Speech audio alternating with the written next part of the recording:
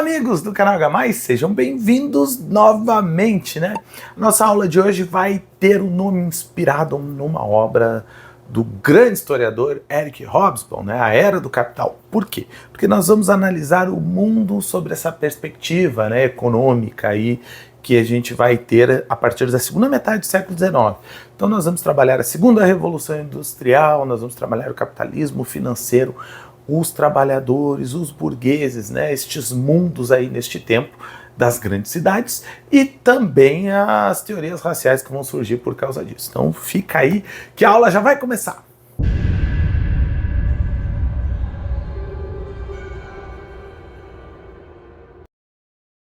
Eu sei, lá na aula sobre a Revolução Industrial, eu falei que, né, a gente não costuma trabalhar muito esse termo segunda Revolução Industrial, porque a Revolução Industrial é um processo contínuo que começa lá em 1780, então ele não tem muitas datas. Mas essa segunda Revolução Industrial, eu vou ter que abordar agora, é uma segunda etapa da Revolução Industrial que vai começar a partir da segunda metade do século XIX, 1850. Por quê? Porque nós temos uma mudança na matriz energética.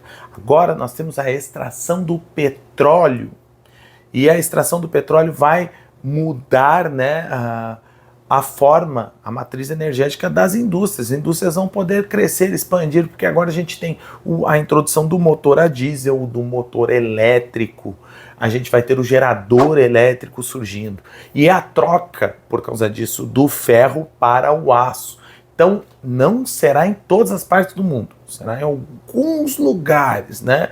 A Alemanha, França, Inglaterra, Estados Unidos, basicamente, ali que vai acontecer essa segunda revolução industrial aí. Então a segunda revolução industrial, ela representa este avanço produtivo e um avanço tecnológico, né? A gente vai ter várias inovações chegando. Esta segunda revolução industrial também é chamada de revolução técnico-científica por alguns historiadores, porque ela representa um avanço técnico muito grande. Nós vamos ter a implementação de laboratórios de pesquisa dentro das indústrias, né? Nós vamos ter o uso das universidades também, financiamentos do Estado, dos governos, para que houvesse esse avanço tecnológico. Por causa da imprensa americana, vai surgir a ideia do inventor que na sua garagem mudava tudo. Tipo o Dr. Emmett De Volta para o Futuro lá, né? Por isso que todo mundo hoje pensa que o Thomas Edison inventou a lâmpada sozinho, né? Na verdade, ele pegou um processo que já existia, foi testando filamento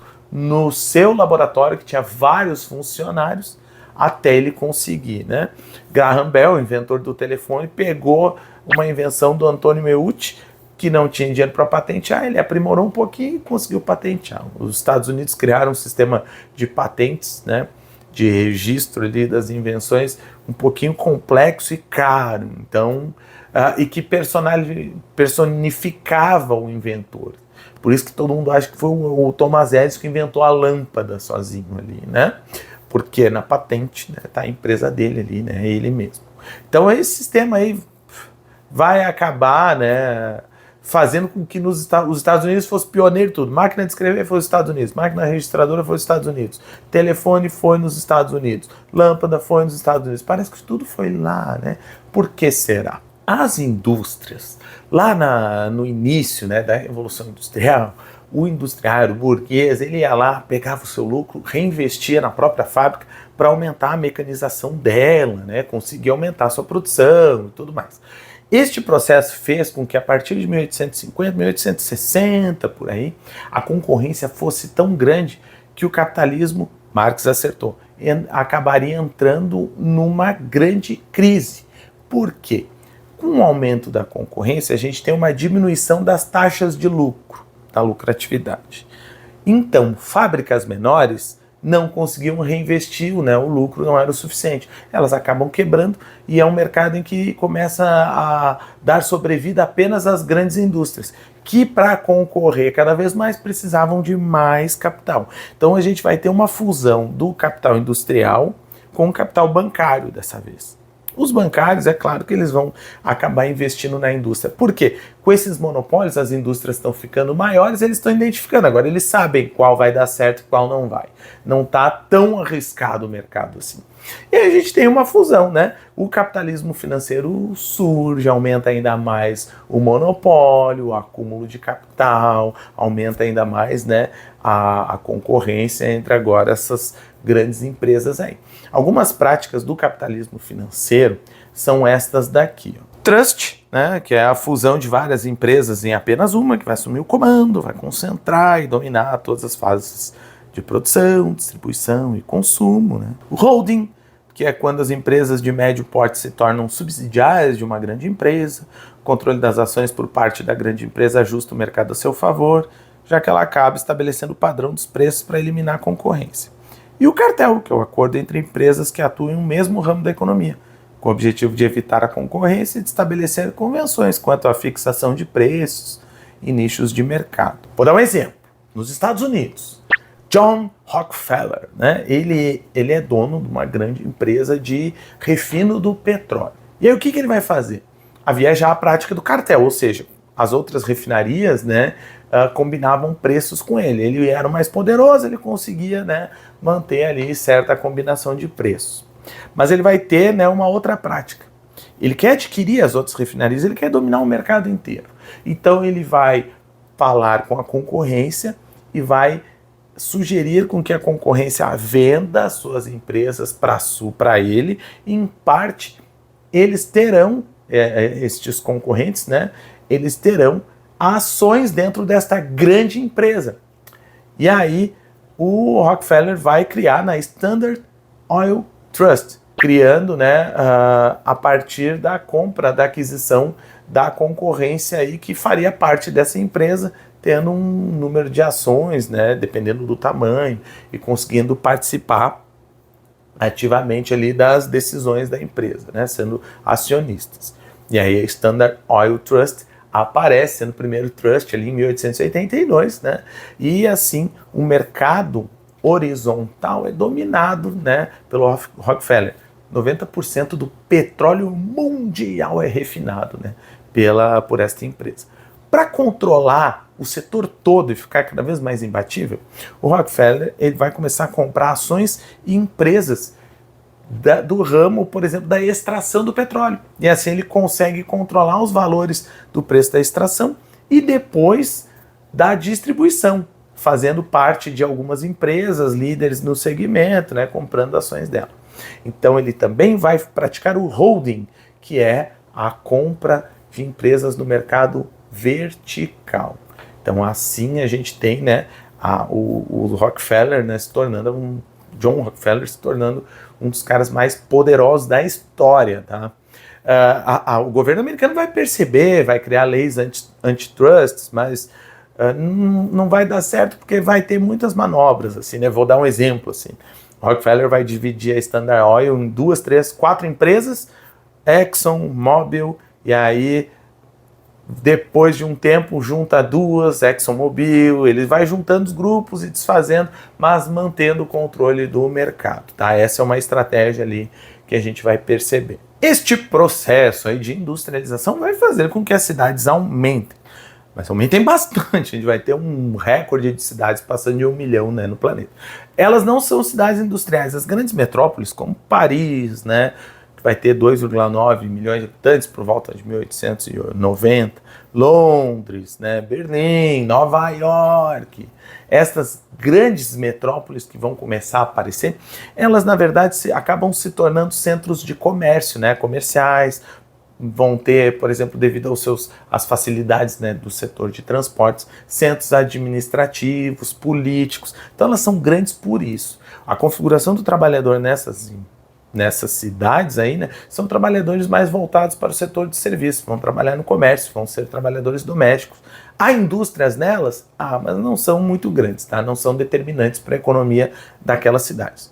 Os planejadores destas cidades, em geral, acabam se preocupando em alargar ruas, criando avenidas e calçadões para melhorar a mobilidade.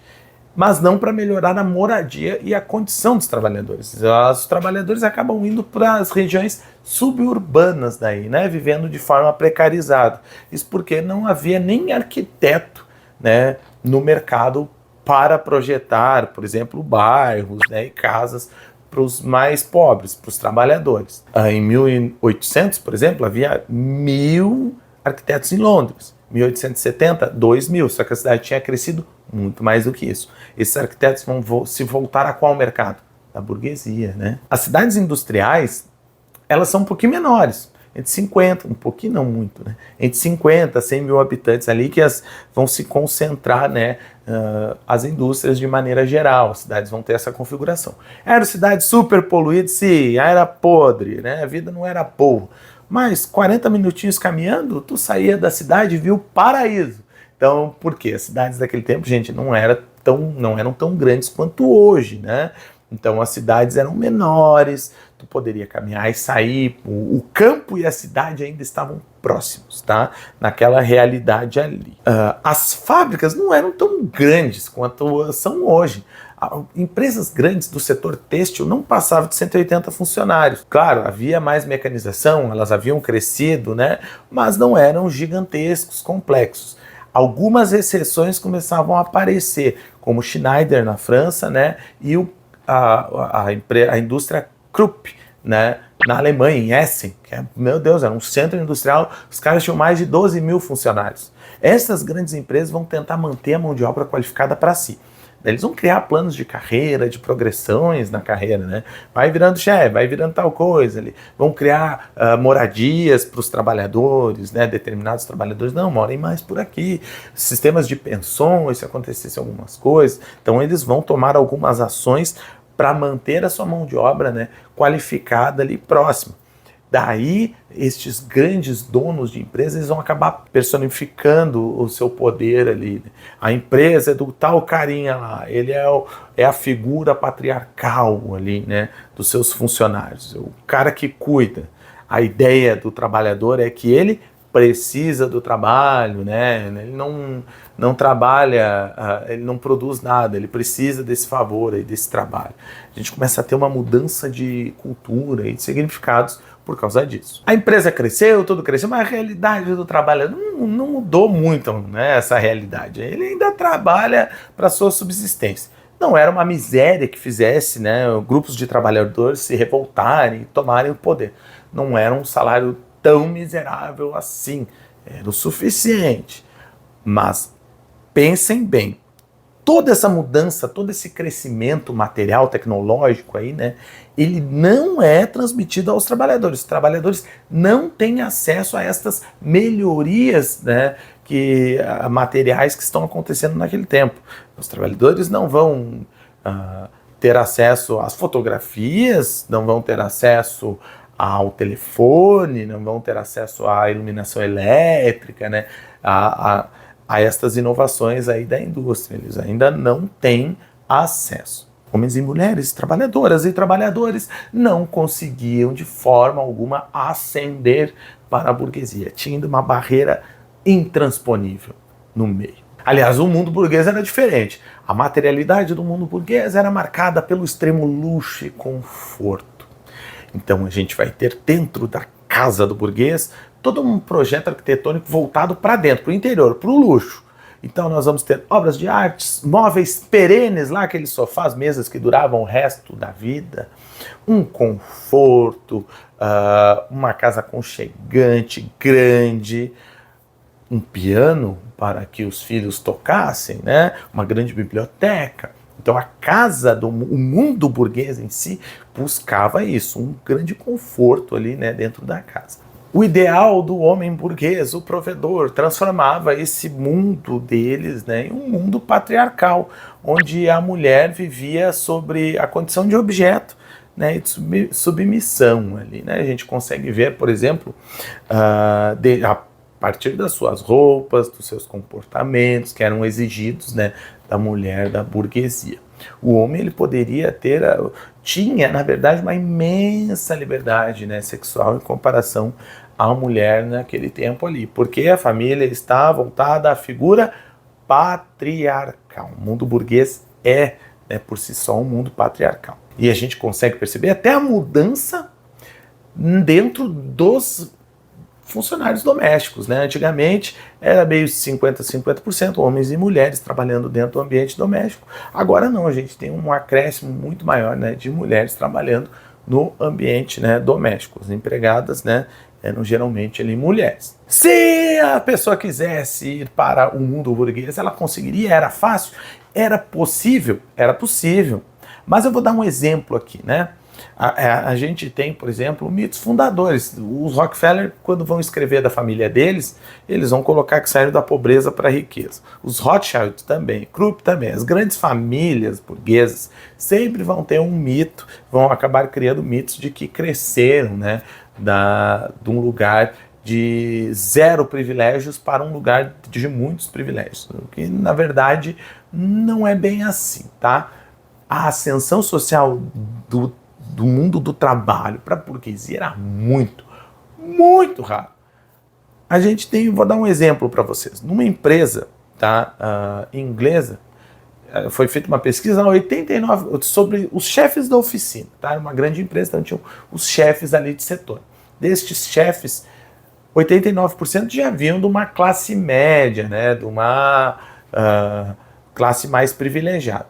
7% tinham origem, né, de famílias de lojistas, pequenos burgueses ali em geral. E artesãos, né? E 4% só vinham de famílias de trabalhadores. Então a ascensão social, ela continua sendo muito difícil, né, naquele tempo ali. No meio político, essa burguesia buscava o seu espaço no poder. Seja, né, disputando esses espaços com a aristocracia na Europa, ou nos Estados Unidos, né, a burguesia, grandes empresários buscavam uma maior participação política ali, né, com relação às famílias tradicionais, né, que já estavam no poder lá. Então, sim, a classe burguesa vai ascender.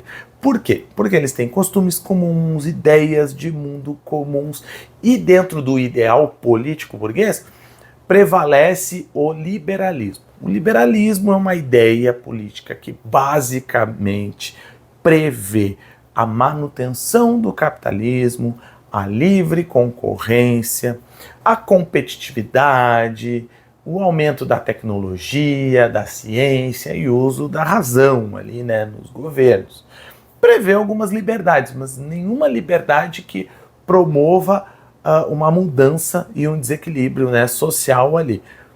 Poderia ter maior liberdade de expressão, de participação na política entre, né, os cidadãos, poderiam, mas ainda eram cidadãos somente alfabetizados e homens, né? A liberdade de expressão, ela era bastante regulada, assim, né? Ainda. Então, as ideias, por exemplo, de um sindicalismo mais forte, né, de uma ação de trabalhadores mais forte, era podada, né, literalmente. Então é um mundo, né, o liberalismo é este mundo aí que prevê basicamente, né, a manutenção ali de um capitalismo mais livre e competitivo. Mas se o Estado quiser, né, controlar um pouco, né, principalmente essa competição aí, a alta burguesia agradece. Tá? A gente vai ter os grandes burgueses, eles sempre vão prezar pela regulação ali do mercado porque favorece a eles. Né? E o indivíduo, sob essa perspectiva?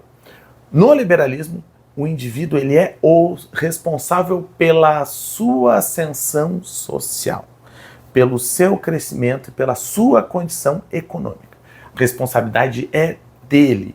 Daí a gente vai ter, por exemplo, né, dentro desta perspectiva de individualismo, a gente vai ter o crescimento, né, das ideias puritanas, né, religiosas, de destino e das teorias, né, raciais ali. Por quê? Porque a classe burguesa ela tem que justificar a sua superioridade. Né? Por que eles são superiores e os trabalhadores são inferiores?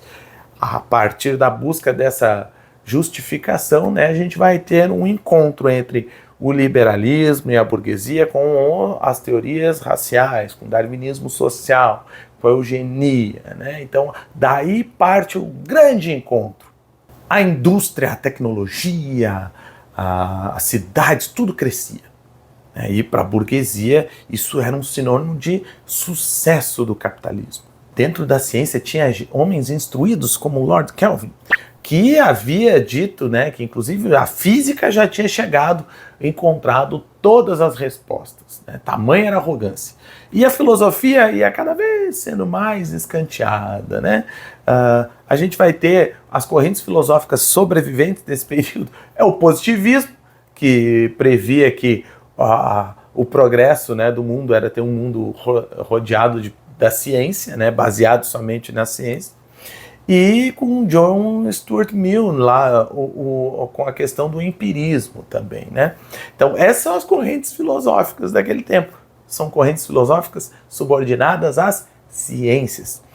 E as ciências vão progredindo. A física, a química, a matemática começam a contribuir cada vez mais para esse mundo, né, liberal. Para entendermos a sociedade, daí tem uma mudança. Como as ciências da natureza, né, estão em ascensão, a gente tem dois caras muito famosos nesse período, né? Louis Pasteur, que vai trabalhar a questão da microbiologia, né, das bactérias, da asepsia, nos hospitais, né, da pasteurização, aí chega até a pasteurização dos alimentos e tudo mais. Louis Pasteur acaba se popularizando neste mundo. E Charles Darwin. Charles Darwin vai terminar, né, a sua grande obra em 1859, A Origem das Espécies, onde ele vai combater, né, o criacionismo a partir da sua teoria da evolução, né, onde o evolucionismo era uma teoria em que as espécies evoluem a partir da seleção natural. Então, estes elementos aí das ciências da natureza, eles vão influenciar, né, as ciências sociais. E aí começa o bolor todo. A partir da obra A Origem das Espécies, do Charles Darwin, vários pensadores sociais, meu Deus, mas é o cara, ele mudou a visão de mundo. O próprio Karl Marx vai elogiar muito Charles Darwin, né? Mas para Karl Marx, o Charles Darwin também havia usado o materialismo ali, né, nas ciências naturais. O Karl Marx, ele tinha como proposta, né, a mudança social através da revolução ali, né, com a sua teoria ali social. Então, por um lado, tem isso, né, o Karl Marx tentando dizer que, da mesma forma que o Charles Darwin contribuiu para a teoria ali da evolução humana, né, a questão, ele, dentro do Capital, estava contribuindo para a questão, para o entendimento, né, da evolução das sociedades. Mas para por aí. Essa é a única relação que tem. Na verdade, o Charles Darwin, ele vai inspirar, são aqueles pensadores que buscavam a manutenção do capitalismo, como criando, por exemplo, né, o que hoje nós chamamos de darwinismo social, ou seja, adaptar as ideias do Darwin, né, àquela sociedade ali capitalista, que tinha elementos em comum, que a burguesia gostava muito, que era a competição, a sobrevivência do mais forte e tudo mais. Um desses grandes pensadores, né, da época, mas é o que mais vai influenciar todo mundo, é o Herbert Spencer. Ele já antes do Darwin já escrevia várias teorias raciais ali sobre superioridade, né, dos mais ricos ali, de alguns sobre outros. E dele a famosa frase ali, a sobrevivência dos mais aptos, né, é do Herbert Spencer. Quando ele lê o livro do Darwin, agora sim, encontrei o meu caminho. E assim ele vai reforçar ainda mais, né, a sua ideia de sociedade, que via o capitalismo como essencial, como algo humano mesmo. Por quê? Porque prevê a concorrência, a sobrevivência dos mais fortes, dos mais aptos à sociedade. Então a burguesia merecia estar no lugar dela ali. A burguesia merece ser superior, os trabalhadores merecem ser inferiores. O governo não tem que ajudar a pobre, porque vai ajudar a pobre a aumentar cada vez mais a quantidade da sua população, dos menos aptos? Não tem que haver assistencialismo. Nossa, tem essas ideias, tem até hoje, né? Que medo. Aí o Herbert Spencer começa, né, a criar ali, né, a base de todo o darwinismo social que nós temos. O Herbert Spencer considerava que quando nascia, naturalmente os seres humanos são desiguais, uns são mais aptos do que os outros, então eles merecem estar, né, numa condição melhor do que os outros. Outras ciências da época vão acabar sendo influenciadas e vão trabalhar da mesma forma. Dentro da genética, por exemplo, a gente vai ter, né, aquela ideia de várias raças humanas. Essa raça é caucasiana, negroide, mongoloide, né? Para tentar explicar a evolução de cada uma. Daí começa a ter todo aquele racismo científico, né, sendo criado a partir daí. A própria antropologia vai começar a medir, né, a cabeça, crânio, formato para dizer a característica do ser humano. Esse aí vai ser... tem essa condição, não gosto de trabalhar porque tem tal aparência ali, né? Então, essa até mesmo a psicologia com seus testes de QI. Já fizestes um teste de QI? Eu não fiz, tá? Nem quero fazer. Vá que eu descubra que eu sou burro. Como essas ideias, elas não entram em conflito, na verdade elas convergem para a mesma ideia liberal, né, do liberalismo econômico. A gente tem esses estudos sendo amplamente divulgados e aí outras ideias vão aparecendo, ideias racistas, né, a partir do racismo científico, e ideias, por exemplo, eugenistas. Racismo científico, gente, vamos botar aqui alguns, ó. Tem um francês ali, o Georges Lapouge, ele vai trabalhar a ideia desde a metade do século XIX, ele já dizia, tem a raça superior. A raça superior é a raça ariana. E aí as raças inferiores são as raças negras, indígenas, os judeus. Então já começa essa historinha aí, né? E o Joseph Gobineau, ele vai trilhar a mesma ideia, também abordando, né, a raça ariana. Por exemplo, continuando com essa perspectiva de que há uma raça superior, né, na sociedade. Outros vão trabalhar sobre a linha de aperfeiçoamento da raça humana, ou seja, eugenia. Eugenia é essa ideia de aperfeiçoar a raça humana, tá? Quem tem essa ideia aí, por exemplo, é o Francis Galton, pela primeira vez. Ele que vai ser um dos pioneiros nesse pensamento. Ele é primo do Charles Darwin. Tá? Aliás, ele pregava que o Estado, os governos, tinham obrigação de controlar, né, a natalidade, reduzindo a natalidade entre os mais pobres, para que diminuísse, né, essa condição, os seres inferiores da sociedade, aumentando, né, a massa de seres superiores, ou seja, os dos mais ricos. Então ele vai trabalhar muito essa questão aí de evolução da raça humana.